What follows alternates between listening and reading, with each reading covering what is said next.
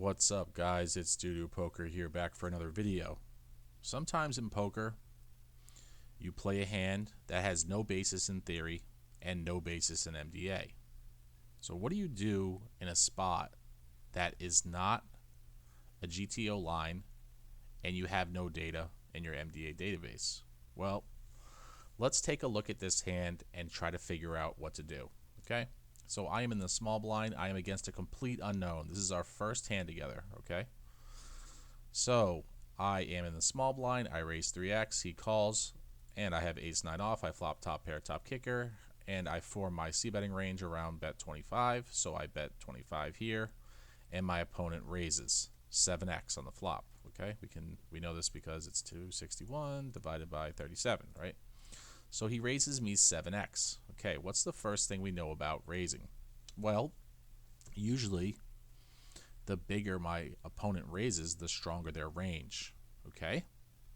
So we know he raises 7x on the flop. So there's nothing else for me to do except call because I don't know who this player is.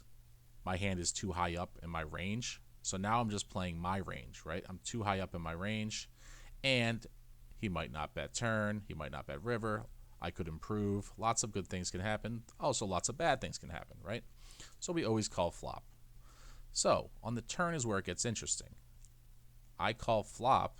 Now a 4 of clubs comes on the turn. Okay, now obviously I'm hoping he checks here, but he does not oblige. He jams all in for effectively over 4x pot. Okay, so what do you do in this spot? What do you do in a spot where there is no theory? Let's go to theory, okay? There is no theory to rely on, okay? So we know this is 9 of hearts, 7 of spades, 2 of diamonds, 4 of clubs. So let's go here.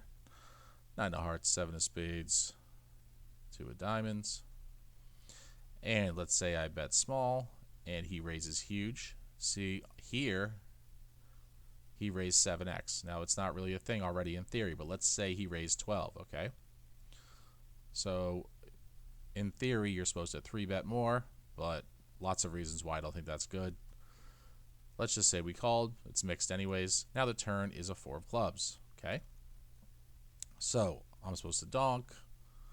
So see, theory's already getting a little goofy now because a lot of these things, since this is not really a GTO line, I mean, his combos are, like one combo here, so it gets a little, you can't really rely on post-flop theory here is what I'm saying. So I check to small blind and big blind jams. Again, not a theoretical thing. So we can't really rely on theory, right? And also, I can't rely on MDA because I don't have this spot, a 7x raise and a 4x jam on the turn. You're not going to get enough sample size.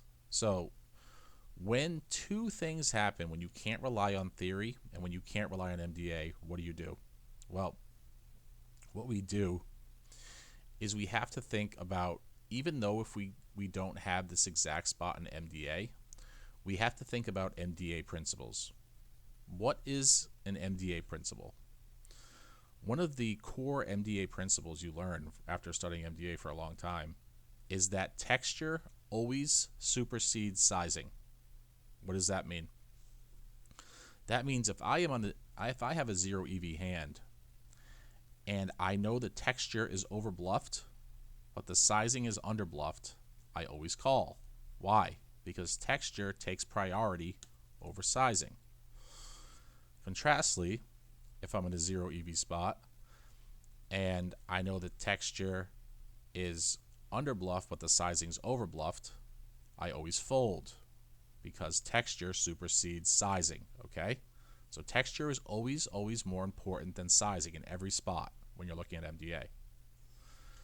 Now, we know that for an MDA principle. Now, let's go to theory. Well, we can't rely on post-flop theory because it's not a thing, but we can rely on pre-flop theory, okay? So let's go to this hand and let's go to pre-flop theory, okay? Now let's look at the 9-7-2 board. Now look at hands that beat me. I have ace-9 off. What hands are better than ace-9 off? Well, 2 pair, right? Okay, so what 2 pair can he have? Well, 9-7 off isn't really a thing, a small frequency. He could have 9-7 suited.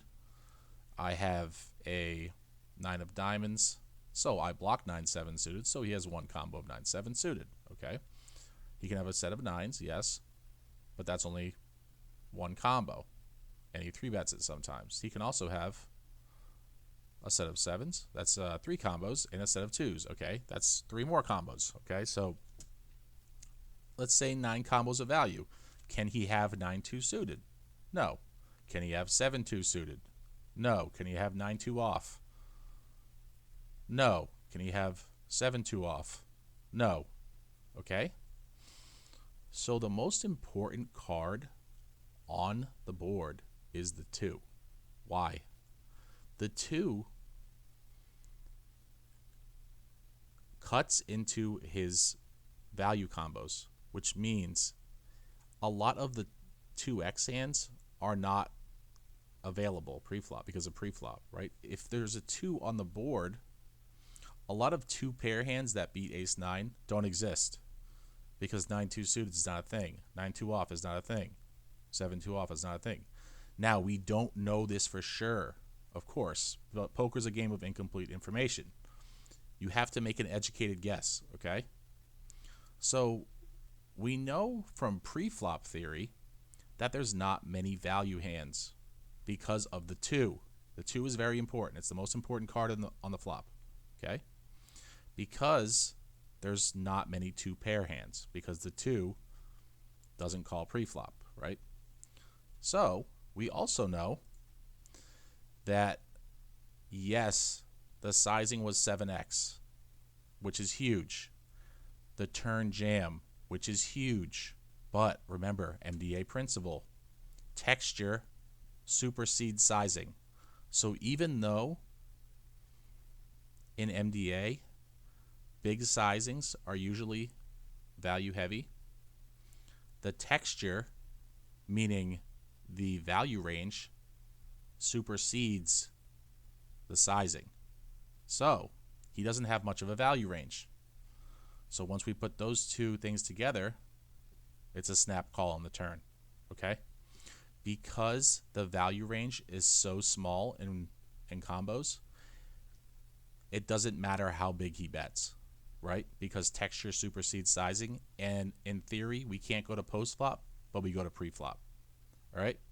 So in these unicorn spots, even if you don't have the theoretical proper post-flop line, you can always rely on pre-flop.